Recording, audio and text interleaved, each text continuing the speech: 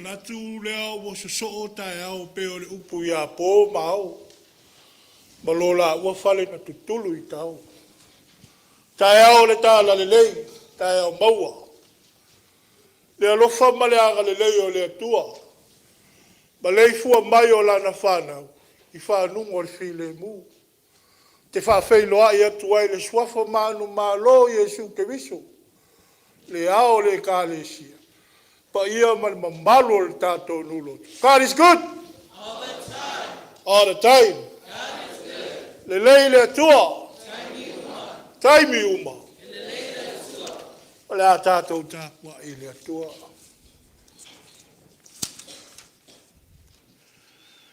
E le lei o na vivi atu I le ali I le atua mamalu. Ma ia whai pesenga I lo suafa sisiri e se.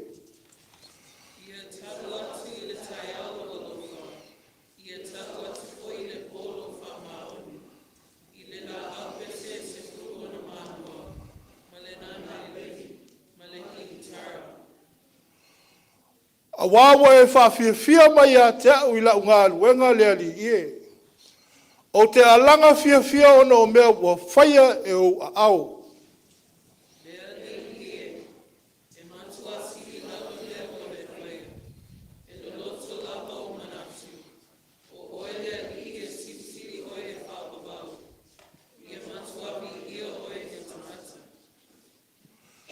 It is good to give thanks to the Lord, to sing praises to your name, O Most High, to declare your steadfast love in the morning and your faithfulness by night. For you, O Lord, have made me glad by your word. Say, O Tato Talo. Your love is pleasing and quenches our thirst for life. We testify that we are hyper-products of your unconditional love that builds, transforms us into the beings you created us to be. Holy Spirit, our provider, teach and mold us in your world. Let it respond in our hearts while we praise you in his worship. In Jesus we pray. Whamaliena la mātou ngā lala I lo walofa tu noa. O lo tā pena I fōi mātou I te tono o lo walofa muti muti wale. Nganga pa I ae. E whai oe ma te wala I le nei tāpua inga. E tele mama wa lunga pēr le vi inga I la wa fio. E maua I le mānuia mo lau whanau whātua I le nei tāe au. Ono Yesu le Paulo. Talo atuai. Amen. Amen.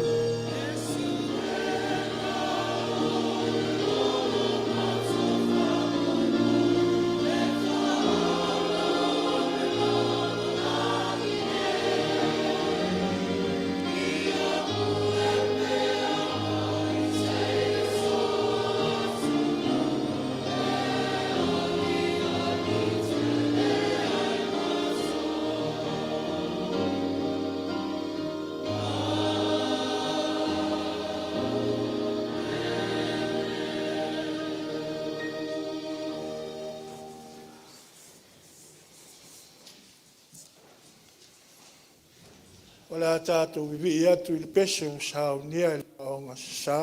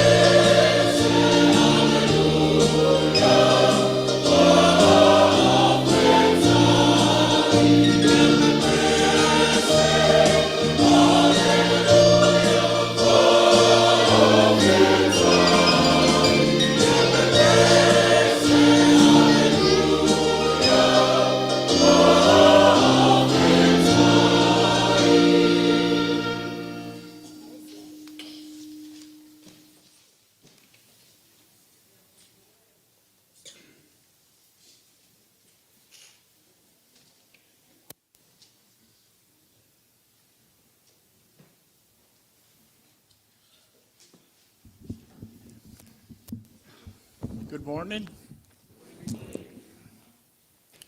Of te tulai na vaile, whaaloalo. Ia mal whaitete foi. O no tulaga mga nuenga tia kone whaipea hia sa te tasi. A bea ia whai msui, tau na whaaleo tulanga o la sisinga. Il neva ia so, whenga ia mal tia kono ia maluia. Ia, maranga atu li la whaitua maunga, California, o no tulanga pa mumoe mafufuanga pale ainga. E ile pa upunga lea pa Britannia tenga tia e whalo. I don't know what tomorrow holds, but I know who holds tomorrow. A ele man lama o le tua le di tapua e me fa tutua faula. Na iloa le aia si whaingo fia o lea whaupunga. Ta ua perfecta yo mia. Peta lainga le tua ilo no o Israelu. But I have plans for you. I have plans to prosper you, not to harm you. I have plans to give you hope and tomorrow. Ia toa mai lai. Maulunga le tua tulanga al marching of fear o rona rofa musimtivali. Ia la cham faise mon mau mole. Asisinga. Patala patu sunga te tai. Ele o tatu fata se mo tatu matua o faise la fa malolonga. Su e foi man malo siltino. Asa mawazle so ingam no foi alo. O lo sa uama. O lo manuia la. Lo anga le lei pea le tua yo tatu matua. Ma o fa foi. Ele ma fau pea pa pea. Sai fata sanga tra failo se malolo. Chalo. It's been long overdue. E mana o mea le ngatel malolo. Sa uniuni ai ma te pena ai. Ia, sa siel to telo tatu no. E amata mai mango te tele o lava i mango iti. So ama atua. Tina, ma atua. E pa ia la au whainga luenga. O lo whapena lava. O la whaalia. I tau singa, leanga le leia le tua. Maua lunga pea. E o ai o tātou whanau. Pe a fuafua atu i nā whai pa alwai aso. Sa whengai ai ma tūlanga o ngā luenga. Ia e o ai ngā onga. Sa pinanga. I tiute ma whaipa. Ia au tātou mātua whoi. Le leo i mauta. Ma whaile tāpui. Whanau, whengai mo rātua onga. Nā ala maofa. Maofa i tua. Whaftai le tua, o te singa le tatu ai lotu. Ia, o lo manuia foi le to tele uma, o tatu au lotu. Ia, manuia lo suma whaitai. Mana pa ia, nei aso msi ufolfola o rea mātu whanongo iei. Ai?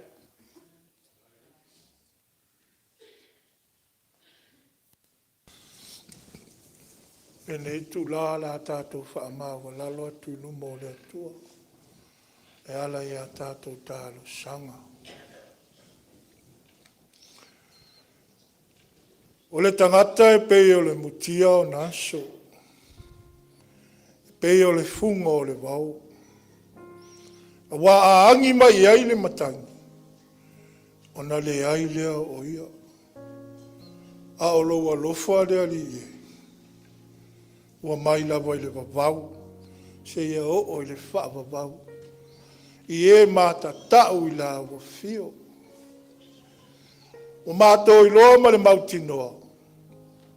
E lea i lawa se malosi. Po o se ata mai. O lawa i le oti ma le tunga mau. E lea ma whaia e nei meo. O na whaate aina i mātou le alofa tu no la wa fio. Lea li e. O langona ia o tai mua ile nei tai au. I le alau sumba le ulu fale o lau whanau whātua.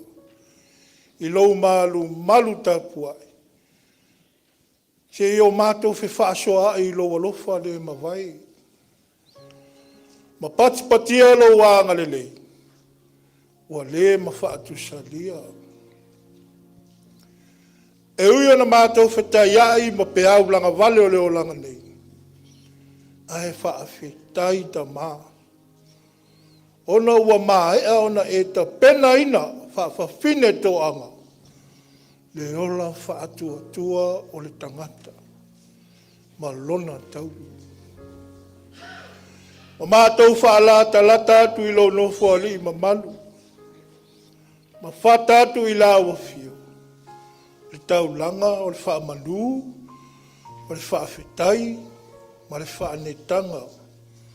Ona o lo walofa siri ese. Ma lo wanga le leile ma vae mo i mātou o lau whanau. Le neiwa mātou whaalongo ma mo li mawina le ngā luenga. Whai pea o le ainga ti a kono i lea sosa, ma lea sosa. Ma tala manu i ai fuafua ngā whai ma wha ngā solonga. O le lafo i vai aso o tuanai mo na lumanga. Whaafetai la wa fio. Ona o lau tau singa mātango fie o mātou tangata te tuatasi. O lea o lo manu ia ai le whai ngā mālo longa i lau au na to ina. Ma le tina o le ngā luenga. Whaapea le no fo i alo. Ai maiso a inga lotu tai to atasi o le nei le ngā luenga. O mātou uso asi. Ua mawhai o na mātou wheso tai. E ala i le nei tāpua inga. Vi ia lau fio no le sosia ma le tamao ainga. O mātou tufi tau whao ai. Mai whaalu manga o mea le lei uma. I le tino, le mawhau whao. Ma le anganga. Whaaftai lo alofa. A wae ui no bebesi le lalo langi tu langa wa a fia i le soifua le toa tele. Ai olo o toa pea le taima toa fi maalie mea uma. O fea ngai ai mātou. Ona olo wa lofa fe soa ni mai. Whaafetai la wa fio. Ona o lau tāla le lei. O pua ina mai ia wafia ngopa ia. Whai lea matapa sai lo mātou wola tau mawhai. Ma lo mātou wola sa ili atu i lawa fio. Whaafetai le ngā luenga mana o lo wanganga pa ia. O lo o tu mo musu mai pea i o mātou tangata lilo. Ne ia mātou i loa na muli tonu i o wala. E tu sai ma loufi na ngalo. E tā walunga lawa le ngāra whaafetai o fwoi atu i le neitai au. Ona o le whaolotanga na sao nia e lo walpelo Yesu ke bisu. O lona maliu malona toi tū manu malo. Ua mātou maua i lo manu ia e whaavavau. Ia tū mau atu ia te oele vi inga ma le mana. Le whaamanu ma le whaanetanga o malawa. Le nei aso, se o le whaavavau lava. Pangā le moni o lo walofa ma le whaamaoni. A ua mātou tali tua lima ina i le tele o taimi. Ua mātou whaataringa tuli i lo waa o mai. Ma o ese mai i ala, ua uma ona e whaasino mai. E ao ona mātou sāwalia. Ua whaia lawa o mātou loto i le tele o taimi. Ai whaangalo mwhatuatua na i lau fio. Lea li ie. Ia e alofa mwhaamangalo lo mātou wifonga. Le ola ua wha le tonu ona o le whaamawalunga ma le whaasausili. Ua avea maala o lo mātou wola whaatamala. Alofa la ua fio mwhaamangalo mai o mātou waiwainga. Ai mai se lava pe a whai o mātou le wha maoni. I o mātou tiu te wha mātua. I le wāwhia ngai ei ma o mātou whanau. Po whanau foi. Wa leu si tai ma whaalongo i mātua. Le atu ai.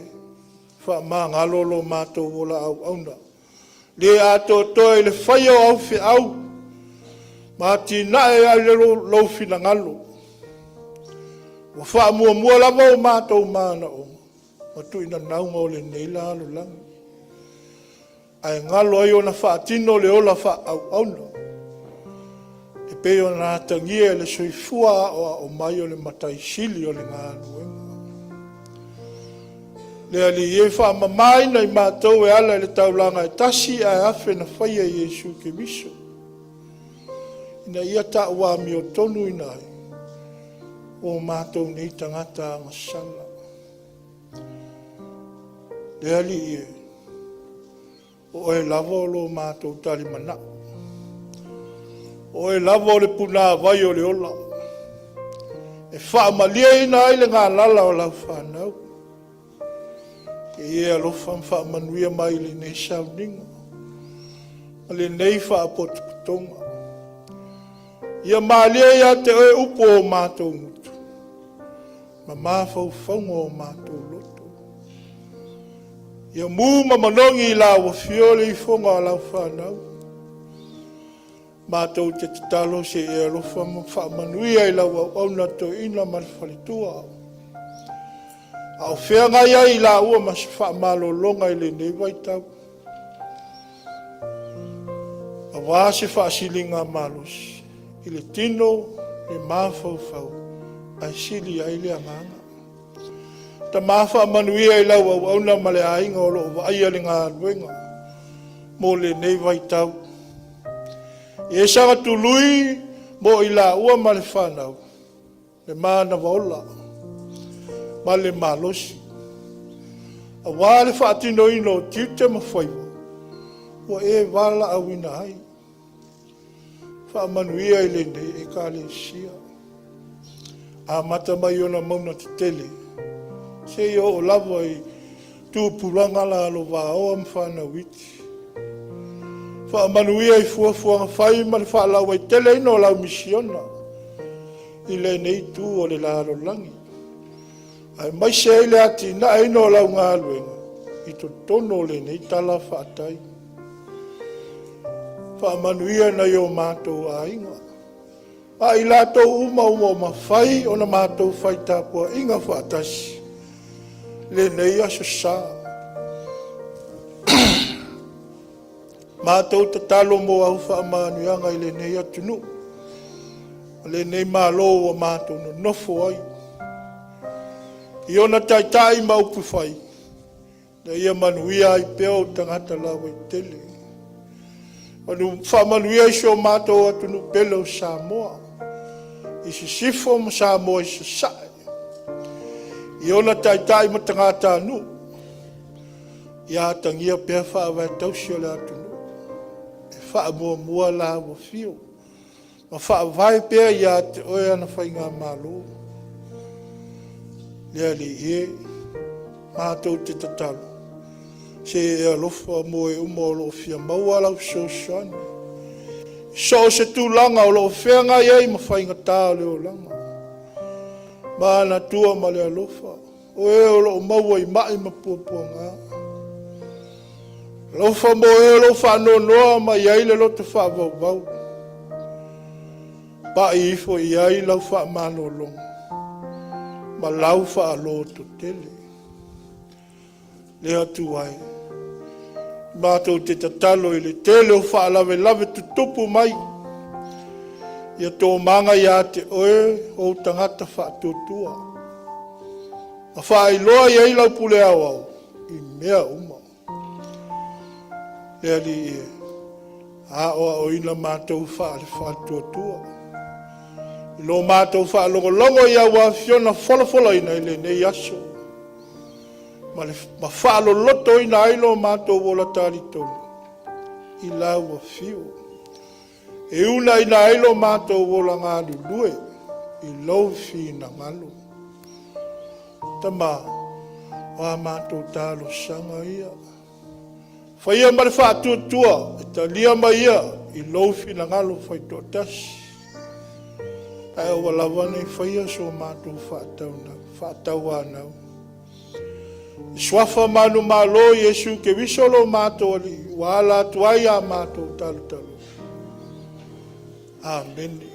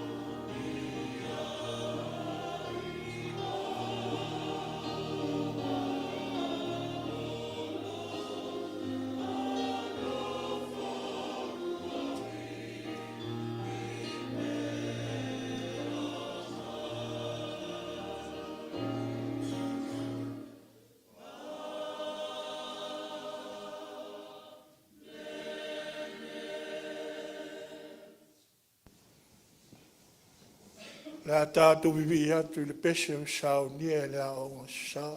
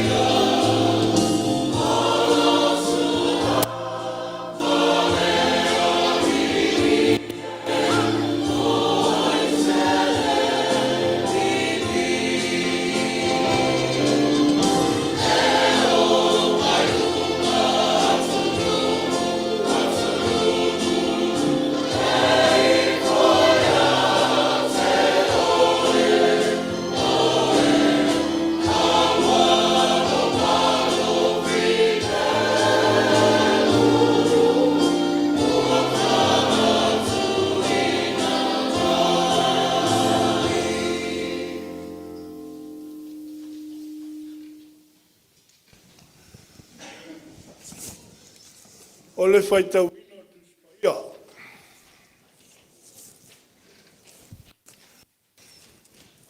O maua tus whiwhilia mo i tātou i le nei tae au mai le whenga inga fou.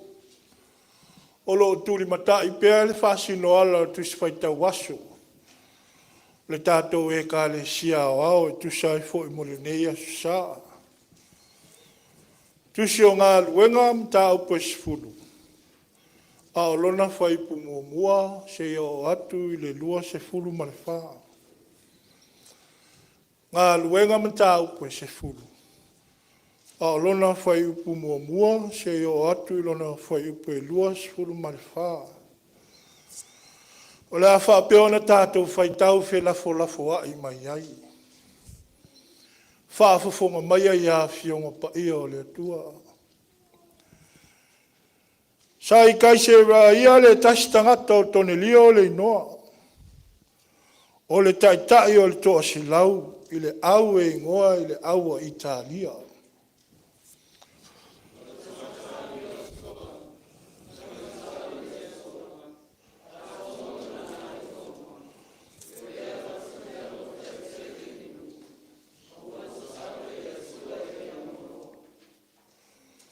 Wai nai lo tino i le whaalinga, i le itu la pe tusa o le tolu i le afiafi. O le angelua le atua, ua ulu mai a te ia. Ua whaapea mai a te ia. Konelio e.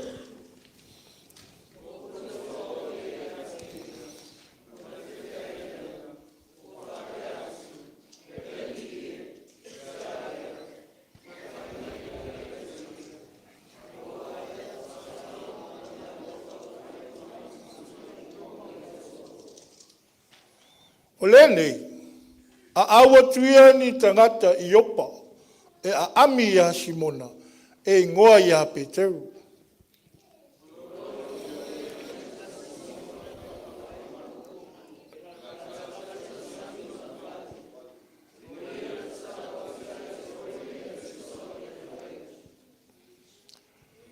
Walula ngelu sa tautala maia, ona wala au leo o ie i ana au auna i tō dua. Ma le tangata tau e amio au Atua. O le tasi o i lātou, e le tea i a te ia.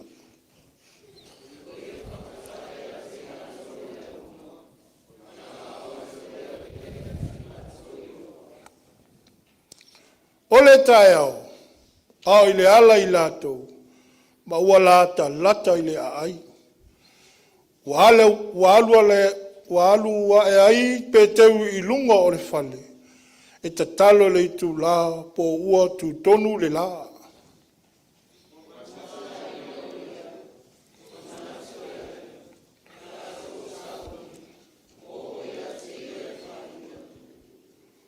O vai atu i le lagi wa wanoa. A le tasi mea wa luifo i ate ia. E peise i e lau tele. Ua no tia i ona pito i wha, ma tu ifo i le laro langi.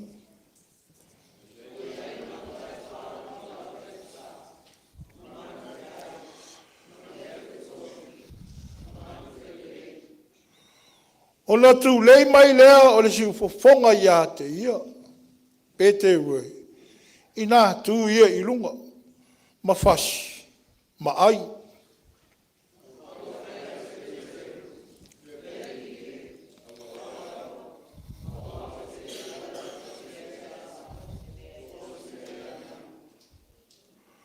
Ua foi whaalua mai le si ufofonga i a te ia. O mea ua wha mamaina i le atua. Aua i te tā ua e sā.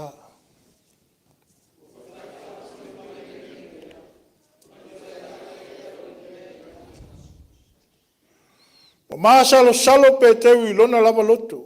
Pe se a lea wha alinga ua i loa e ia. Wha au te foi. O tangata na auina e Konelio. Sa la tau sa ili le fale o Simona. Ua tutu mai le whaituto.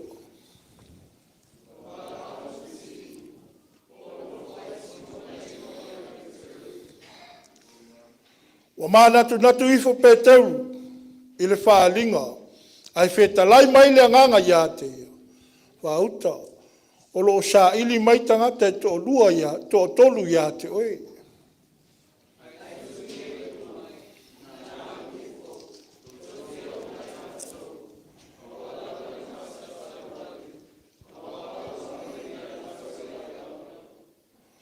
O nā luri fo leo pe teu I tangata, na awina e Konelio ia te ia. Ua whai atu iei, whauta, o a ule nei, o tau sa ili na. Se ale mea o tau o mai.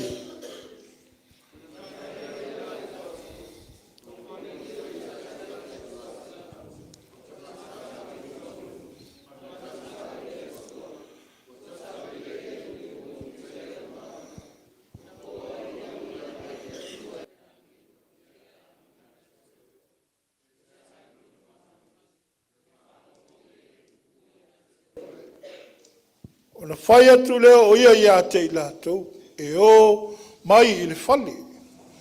Ua nāta lia fo I lātou. O le tae au fo I wa lātou o ai, ma peteu. O fo I whaatasi ma ia nisi, o le au uso mai opa. O I tau whaatasi le 2 spun marwha. Le tasi tae au fo I o atu ai lātou I kaisere. O whaatali fo I Konelio ia te I lātou. Whapotopotonga I ia lona a inga mana au mea mamai.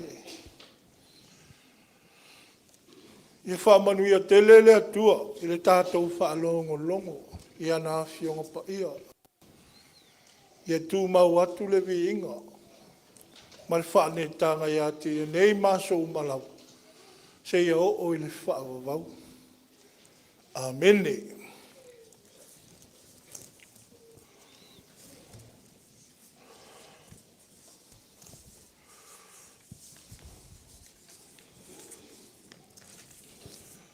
Le launga le swafa mamalu le atua le tama, le alo, ma le anganga pa ia. O maua le matua le tātou launga, I le tusi sa whai tauina. Ai ua whao ngā ina lona whai pu mua mua, ma le whai upe lua. Whaapea lona whai tauina. Sa I kaise raia le tastangata o Konelio le ingoa. O le taitai o le toa se lau. I le awe ingoa o le awa Italia. O le tangata amio matua. O le tangata amio atua. Ma le matau I le atua. A toa malona a inga uma. O le a vatu mea lofa I tele le nu. Ma ua tatalo I le atua I le au noa. Manatu autu. Wau I se wha asoa mo I tātou le nei taia. Konelio. Konelio se tangata amio atua. Ma le matau I le atua. Cornelius. A devout man who feared God. A devout man who feared God. Wa mata na tupu masala lau le tala le lei. I atu no ese.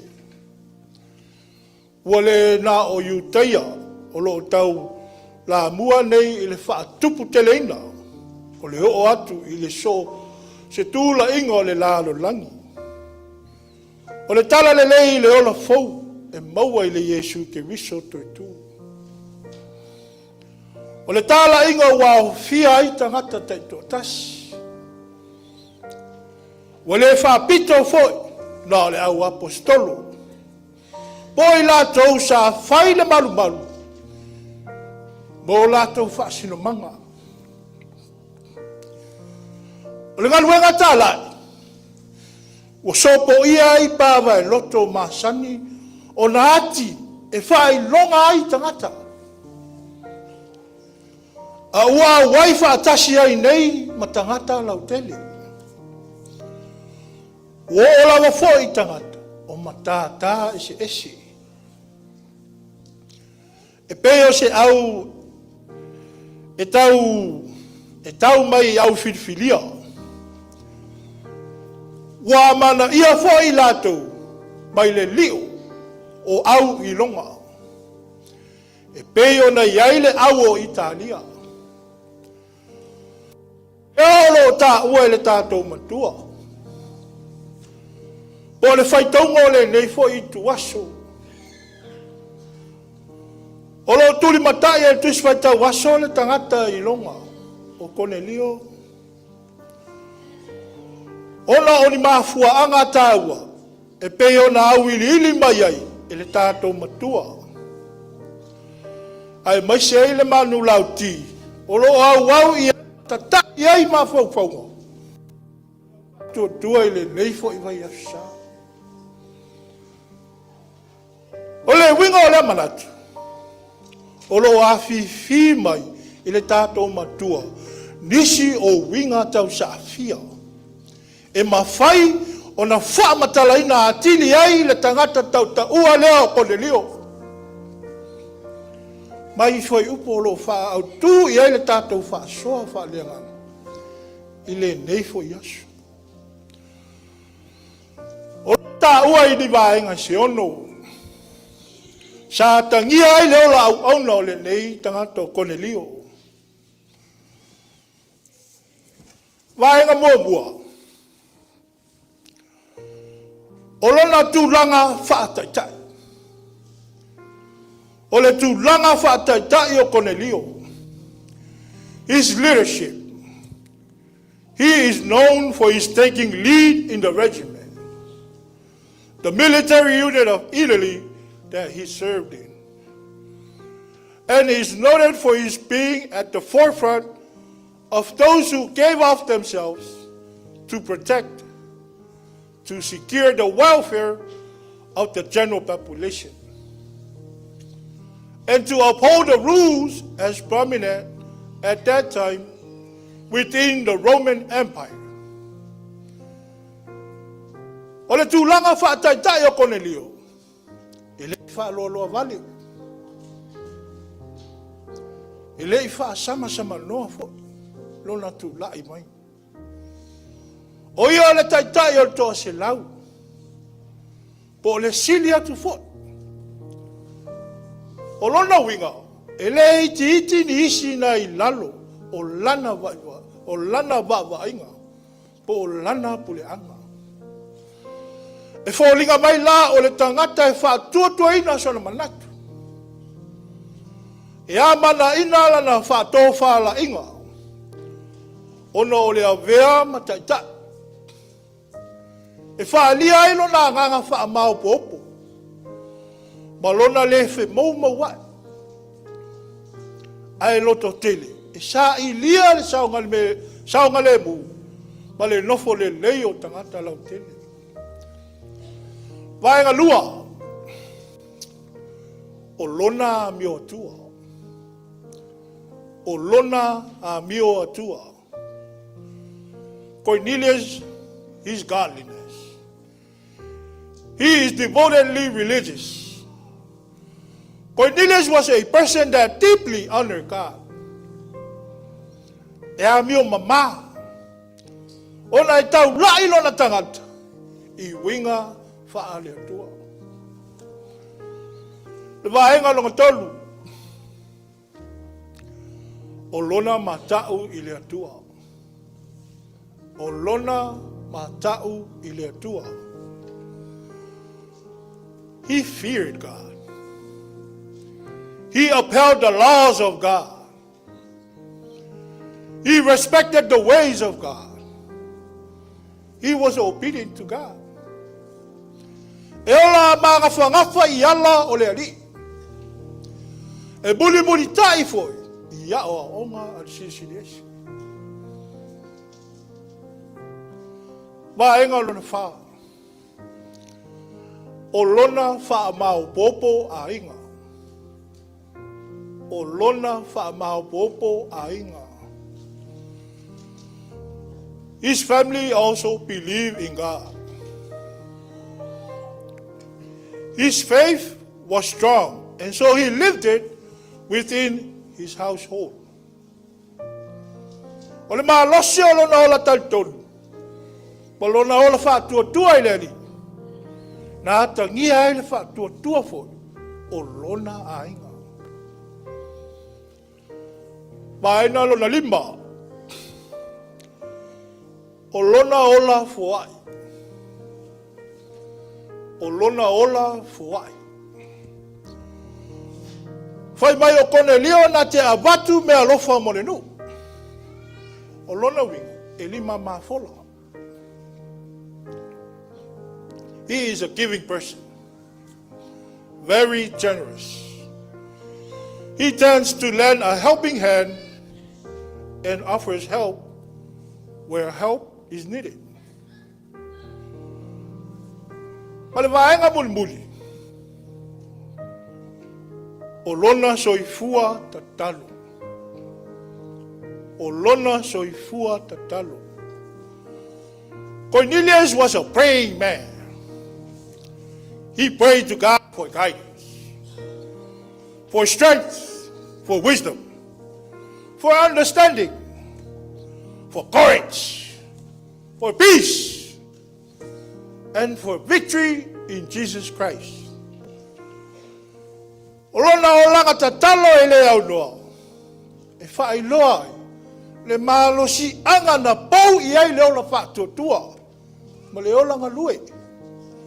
O le ola tautua, ma le ola whai mea sili o Konelio. Etena Fou. Mai se le whanau whaatotua o le atu. O e ua mawhai o na mafutu mai. Whaale tāpua inga i le nei fo i asa. O le aso fo i ua vea i le aonga se sa. O ta iulu o Family Sunday o le nei fo i masinga tau sana luas fulu ma le lima. Le tātou sa valinga. O le upu moni lava. O le ofia maua ni Konelio. E la tau te ola ina ia winga le lei. Winga tau sa afia. E peo na tangia i lea au na whātua i lea li. Whai mai upo le pesa lea o ngasasa. E le lei lea li. O le lei o lea tua. Na i loa e Konelio. Ma o le ala le na o lona tutu mau. Ma tali tonu a toa i lea tua. Ile malea. O mai le tasi pesi. Isn't he wonderful? The Lord is wonderful. Ma e ule le lei o le ali. Wa wha matala ina mai e tuispa ia. A wā o mata e waai. O ta linga e wha longo. E loa i le tele ma le noa noai. Wha linga o le alofa tu noa o le silisile ese mo lana whana. Sa ola ina e Konelio ala na whātua ia Yesu ke wiso. Le ke wiso na fio mai e whai ma whataita ingi sili. O le ola e ngalui. Le ola e fili ngā. Le ola e au auna ma le loto a toa i le atua i le au noa. Ale upu moni. Le au pele. Ilo wa i loa e Konelio le mātango fiele na o Yesu na maliu. O le ke wiso na toitu. O na ia tau tino lea ma le le maa salo salo. Ele lei lava le ali. O no Yesu lo tātou whao. Amene. O le a whaala wai tele atuina e po kalama le a o nga sasa le fi au fo o le neiaso. Ma ngoto le a o fi ngangalo. Le a tau mawhai atu wai fo i whanau. Tu sai fo i ma le tātou family service.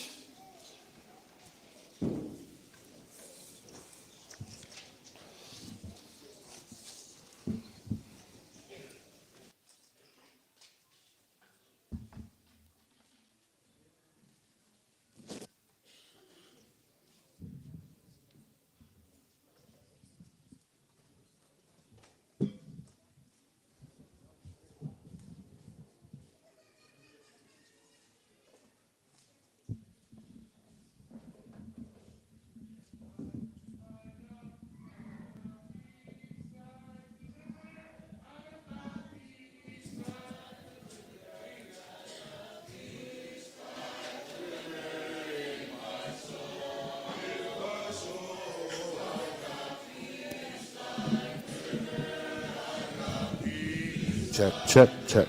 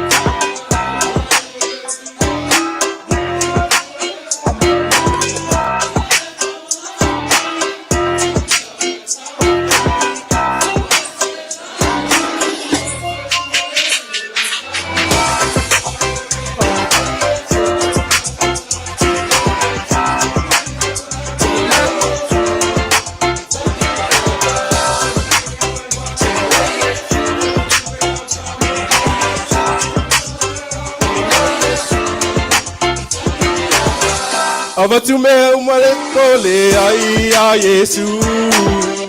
Seki mai pese mai ai awai te whau. Pase leo tele mai, avatu le whawhatai. I le tua le matai, i lona ngale lehi vai.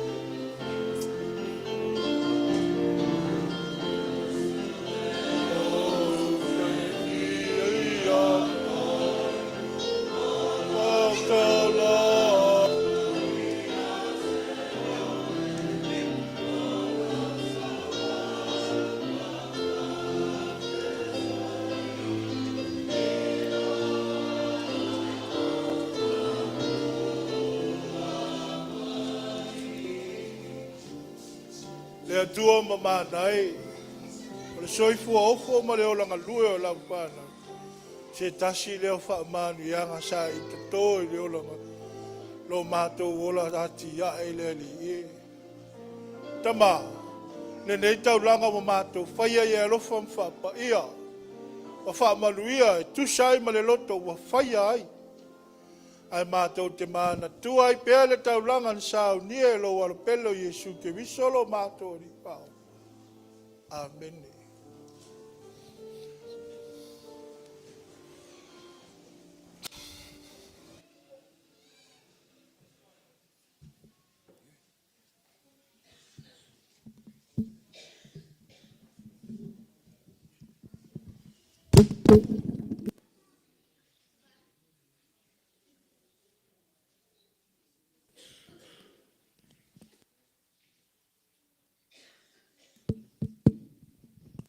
Ia, momo lava ngo lua i ka ia whanga i ofu.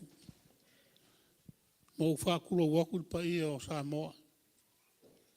E kari kongu ana ka ofi o pa ia o umaonga pae wha ulwhangua. E kula koa ma kula mana losi o le akungu o Samoa. Pe ola i sakala pe leo iai. I le mwhai ang koe su ia whaavai o umang whakao koko. Ia kuloula ia. Ai, whakolo wakul pa ia wa whio mai. I kupu mai, sa moa, au whainga renga le kua. O woma o me mai, ai mesi fo ia inga. O ko su mai ma kala au mai. Ia, o kako whai kaulanga whakasi ni kai au. Ia leo maru maungu elfonga kia e peonga iai. Le fo e mamau, le aiku le aloa, o le aiku le oa. I le sunga kua le sunga le, fo mai. Sunga le whaiwhe au, le chaplains ma le whalkua. Ua kua i ele ngā ruenga e la kai kai e nge mai kau. Ia o peonga sila fia lo wha malo lo ma ko wha le nganga. Pa ia lava le sunga ia oa o mo ko whalkua. So mai lo sunga le whaiwhe au pension e malo lo ma le whalkua. Ia foi lo fionga sui kai kai fongo, ma le laulau. le fiora wa fionga ki a konga i kai man senga pa ia ngā le Etena Fou pa ia ngā le lorua sanga i ni kai au ia e awa ainga man kua fia sionga wau le ngā langa ele kama e pelu le kuae ua whai lava la ua fia ma mea mako ki ngofo ai le kupulanga ma le kupulanga au le whanga ngau mai maunga e rei whai a fo i a lau a fia le sami ma le aku lau lau kari kongu ar ka ofi le akua ngā le alo kau au mai lo kou soifua ma maua so mako ola whafkai fo i o leo kako mafuka ma le sunga fo mai whakaoko e whala efu skai mo sola ia lewa fo ia le akua malosu kako mafuka e ngi kai au kako kauranga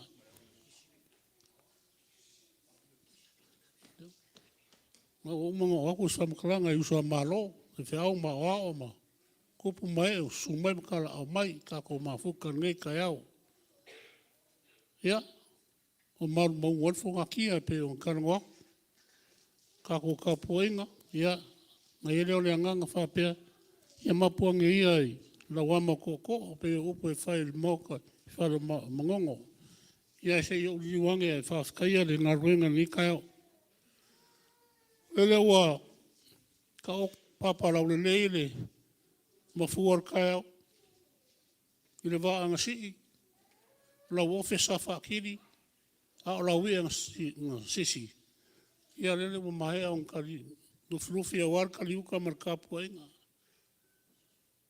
walongo i kingo mkangi le nei a fiong pa ia le kua pe o e whika i kunga e rau sunga la wa i ngei kai au ora ko whafonga mako wharongolongo ka ua ma leo ngā le au i ngei aso ia vea lea malu i kauru so e fua ma leo ngā lurue a wā lea kua malongo whine ngalo le mako kakalo ia rofa pēr lea kua maua pēro kou so e fua ma rolo inga le kingo kumu le uku whale nganga a wā la ko ka inga le ngewa i kaua o ma rolo ka kou makua whale nganga ia nga ia manguia le ngā ruenga pe o kuwaku ia kou sunga e ko ke ngaruru ai o le ramkaranga fo ia ke i sa moa wa film para a mai ia rofa le akua o le ikia lo kou soifua o alawa fuafuanga pe o kou sumai makala au mai ia rofa le akua wa lo pumongi lawa lea pe o pepese whanga o ngi kai au i le maliu malio wa usanga le kuvaengi o kou longonga mai o kako mga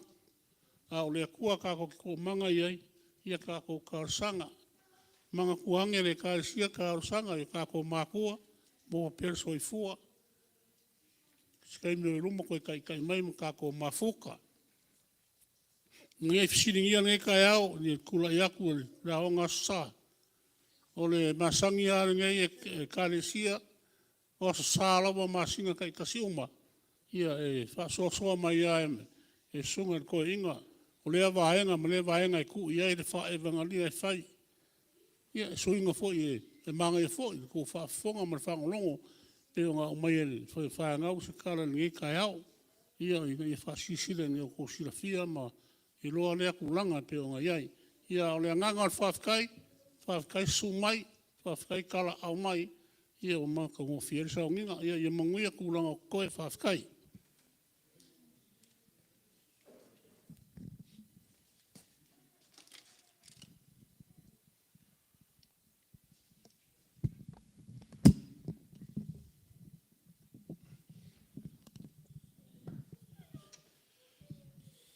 Ia, nā ua o atu le.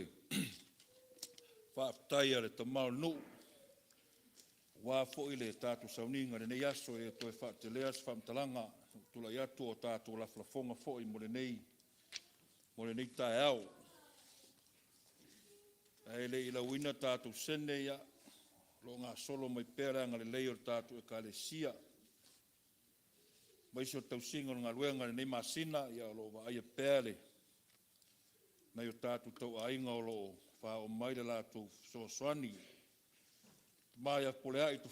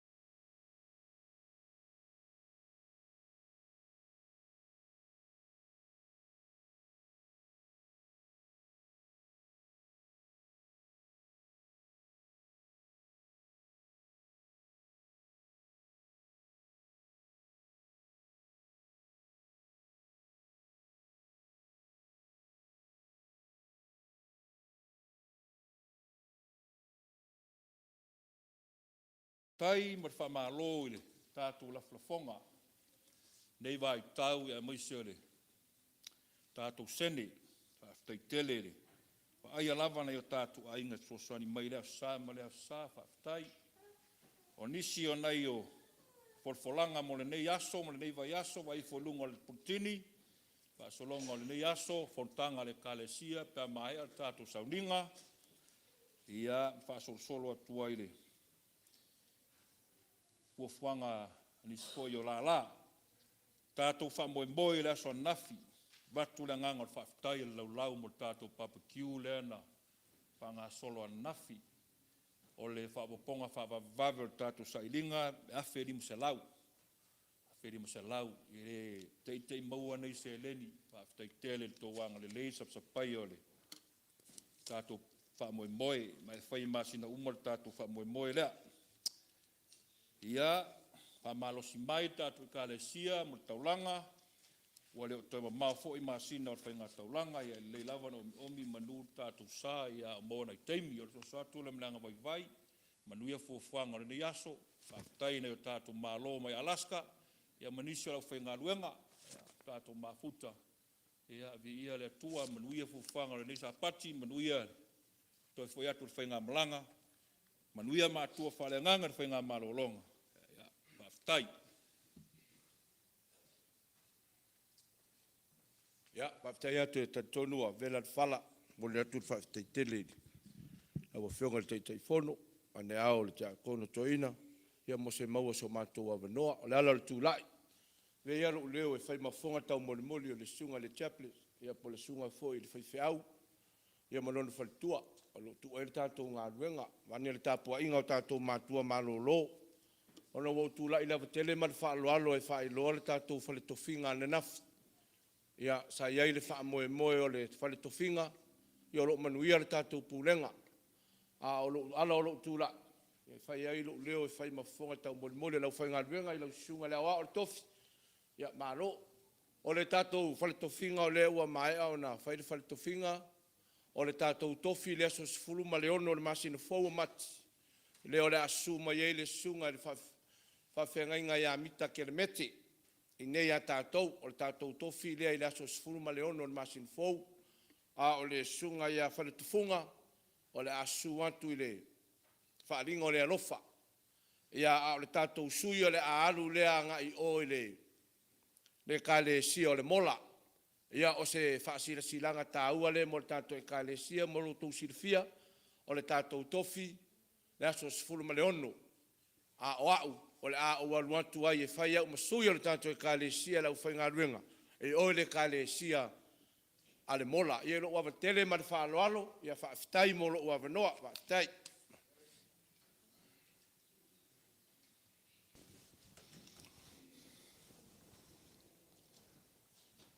Le ua mapu i tua sivi le marusina i saunoanga whetala ingo tamai o le nu. Malatu foi o le ale tui whaasilia se leo, a wana o le anganga lava o le whaafitai. Ono mo apo inga e mai se foi whaamanuianga. Le pumoni lava i tua i nalo mātou vai, ma tua foi i nāli tu. Lo o tau whaiva, lo filimo o le whauwhautua. O moli atu le anganga whaafitai. Tele lava, le sunga ti a kono ma le whautua. E alua vasa sa whiangai e fo i le mali teu ino le malu sa. Mai se fo i le au whai pesia le aonga sa. Mo langi ino vi ingo le tua. E manu ia tele le neiva yaso molo na whaanga aso longa. Tāla vai i le au mātutua e mai se fo i o to alo whanau tonu i awa onga. Anu ia tātou whapotuputonga. Le alofa ma le anga le leo le ali. Le tātou whai u le titalo. Le atuolo mātou tama. Wa mai ale ngā luenga sa whita i tunga i eila o whio. Lo mātou whaatau wha. Tā li tonu lava o mātou wanganga e a toa i la o whio le whi au ma le wha moe. O lau whanau i le nei aso. A ta talam ta ape le whilia li i toi tali watu leo toi whanua. Le atua lo fai. Ia ilunga ia I mātou lau whanau whatotua. Ma le la lo langi uma. Le alofa tu no la ufio. Le file buolo walo pelo Yesu ke visu. Ai maise le mafutanga fai pea malo wanganga pa ia. Nei maso umalawa. Se ia o lava I le whaava. Amen.